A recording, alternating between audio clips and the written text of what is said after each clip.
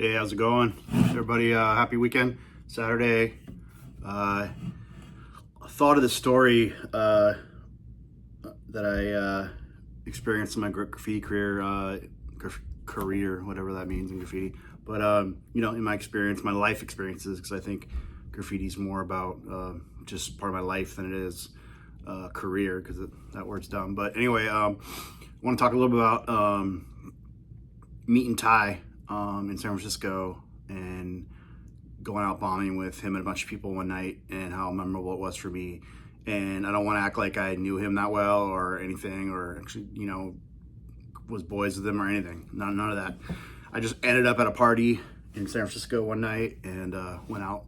We all went out bombing, and it was pretty amazing. So I just want to talk about it a little bit. I'm gonna crack a little beer here. Sorry. It's Saturday. Why not?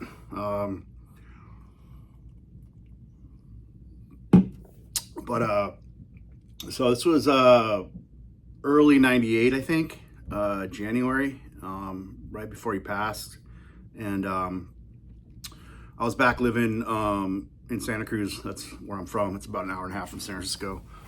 So I'd go up quite a bit and skateboard or just catch tags or do whatever up there.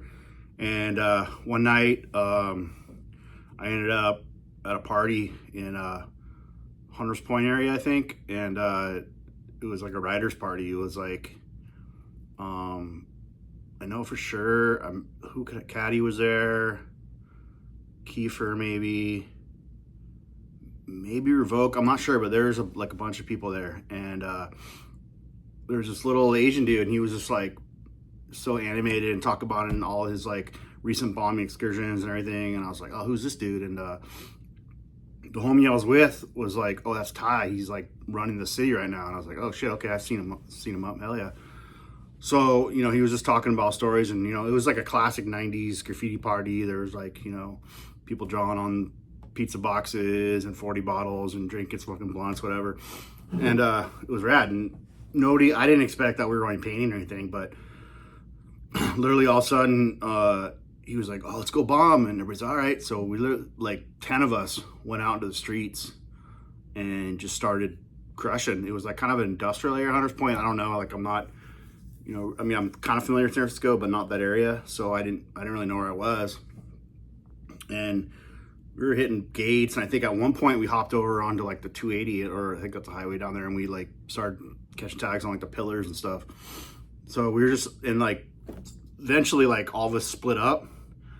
And I was just kind of like, at one point I remember looking over and watching Ty like catch a tag, and just like how memorable that was and how rad it was. But, going back to the party, he was just so like stoked on graffiti, and it was so rad to watch, and how much passion he had and how chill he was. It was pretty rad. But so we all got split up bombing, and like eventually I ended up with this guy that wrote Lesson, Lesn, and it was just me and him, and he kind of knew that area, and he was like, hey, like two white boys, we really shouldn't be like over here at this hour.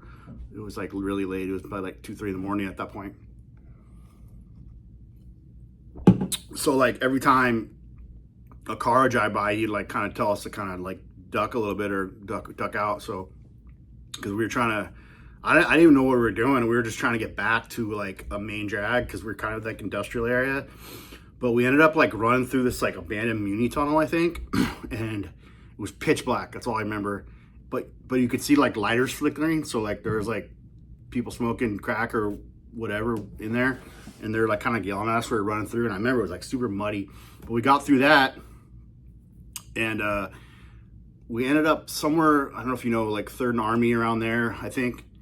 And this is fucking how long ago, I don't remember if my memories, but I definitely remember the tunnel. I remember, all the like main points. But all I remember is we got to like the main street, and a bus was going by, and we got on the bus, and we were just dirty, dude, sweaty, paint all over us, like just freaking mud, like so grimy. Smelled like beer probably. And we got on the bus, and I remember like the sun was like kind of starting to come up, and all these people on the bus were just like staring at these two white boys, because we're like the only white guys on the bus, like, what the fuck are these guys getting into? So we took the bus all the way downtown, Market Street or something. I don't know. And we got off and hooked up, got a ride, you know, probably popped back in the car, drove back to Santa Cruz. So that was my story with Ty. And, you know, I think a few months after that, he passed. And fucking the way he passed was so horrible. It's such a bullshit move by the guy that did it. And I always have that memory. And it was cool. And, you know, once again, wasn't my boy, wasn't my homie. It was the first time meeting him. I don't want to act like anything that's not true, but it was just really cool meeting kind of a way I consider it like a legend in graffiti in the culture. And meeting him and seeing his enthusiasm for graffiti and how sick it was. And just like having that memory, I'll always remember. I wrote about this. There's an infamous mag, that mag out of Philly, like maybe 10 or 12 years ago. I wrote about it and did a little story on it. But I thought with this format now, it's kind of cool to talk about. People can just, you know, hear it and how cool it was. It was definitely a memorable experience, such a 90s experience, such a, you know, the way kind of graffiti was, and going like a graffiti party was like a thing, you know, where like it was mostly writers, you know, and like just so epic. And I always have that memory. And rest in peace, Ty. And thanks for listening to this old guy talk about some old stories. And cheers. Have a good weekend. Peace.